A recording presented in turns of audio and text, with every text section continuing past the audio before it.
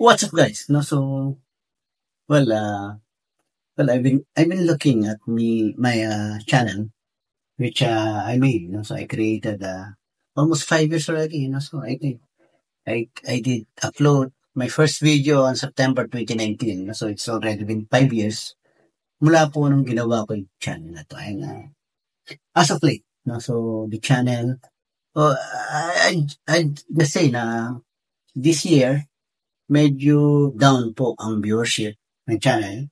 Whenever I upload a new video, medyo hindi ko nakukuha yung gusto kong viewership. So, and it saddened me to a point na, well, I guess, so it's high time for me, to turn the page. Maybe sawa na yung mga tao, yung mga subscriber ko, so, and non-subscriber alike sa mga tips on mobile and computer, so siguro sabi nila, why not try another thing? So, and yun nga yung napagtanto ko. Maybe it's high time for me.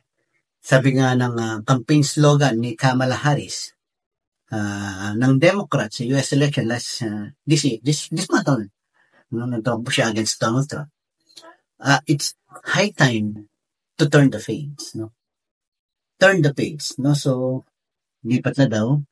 So, I wouldn't say level up. Maybe a different niche, so different topic, so and isa po sa malapit sa puso ko and sa tingin ko naman kaya ko naman is to show, to share with you guys yung mga political views ko, so yung mga politically inspired videos na in-upload ko. Previously nag-upload ako niyan during the pandemic, this one. 4 yata yung upload ko na yan. Then may mga videos din ako na political in nature, so and dahil malapit po sa puso ko yan, dahil when nung magsimula po ako mag-aral sa UST,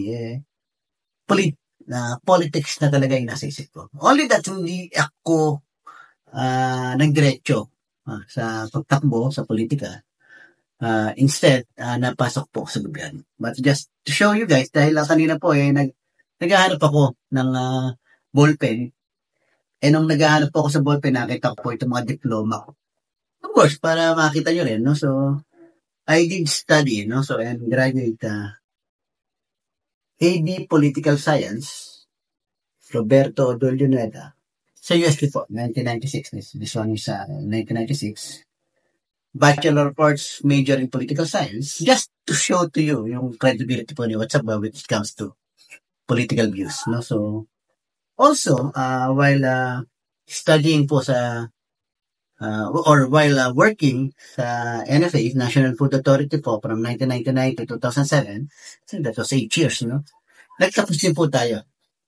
So, just to show you again, So, hindi naman sa pagmayayabang, para kahit paano po, ipakita ko po na kahit paano po may nalalaman po tayo at whatever political views you share is credible in nature, So, tapos din po tayo sa University of Santo Tomas ng Public Administration. Roberto Odolioneda.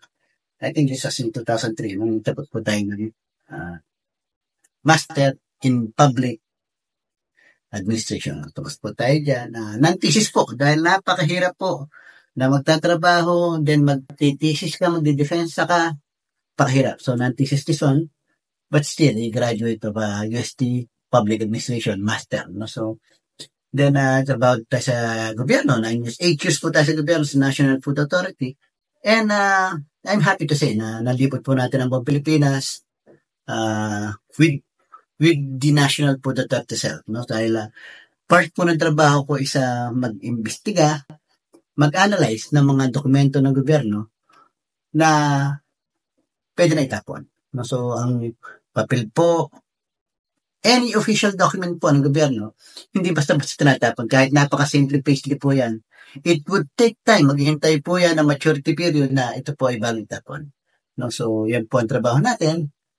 At sa kagandahan pala napunta na po tayo from Batanes to Tawi-Tawi. Napunta na po natin yan. So, yun guys. So, right now po, gumagawa po ako ng script or video script for a comparison between two president, no? So, and siguro it would be better na wag ko na lang muna i-spoil kung ano yung subject, kung ano yung pag-usapan, no? So, either way guys, my leaning is toward turning the page. So, it would be, sa tingin ko, if ever man mag-share ako ng videos with regards mobile and computer, siguro napakagandang tips, napakagandang tutorial dito sa channel na to. No? Turning the page means, siguro gagawin ko na lang dito, i-upload ko is yung mga anything with regards politics, both local, meaning domestic, and international, as long as it is informative and of course, kahit pa paano po entertaining. No? So, hindi po tayo mag-upload ng wala kayong matutunan, wala kayong malalaman. No? So, everything is advantageous. No? So, common sense politics tayo. So, mag-upload po tayo ng mga ganyan. So, gagawa po tayo dahil napagtanto ko na ito po ang mas maraming views ngayon. So, yan po ang gagawin natin. No? So, and I hope guys, no? Yung mga kababs ko, supportahan niyo po ako dahil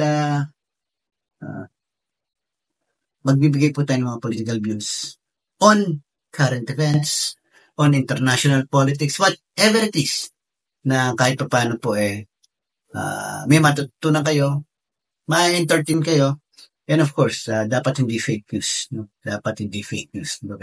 Yan ang kailangan natin kalabanin, yung fake news. No? So, yun lang guys. No?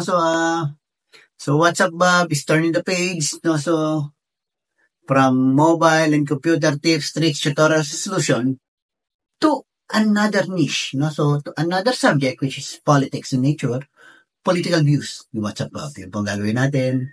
Yun lang guys. So, maraming salamat po sa mga sumuporta sa akin sa channel na to through the years. And hopefully po, yung mga susuporta po sa panibagong lakad, libro, nabubuksan ni What's up, Bob, maraming salamat din po. So, wag po kayong alis sa channel na to. No? So, yun lang guys. Maraming salamat po. And hopefully, yung next video ko po, panoorin niyo po guys. Maraming salamat. God bless.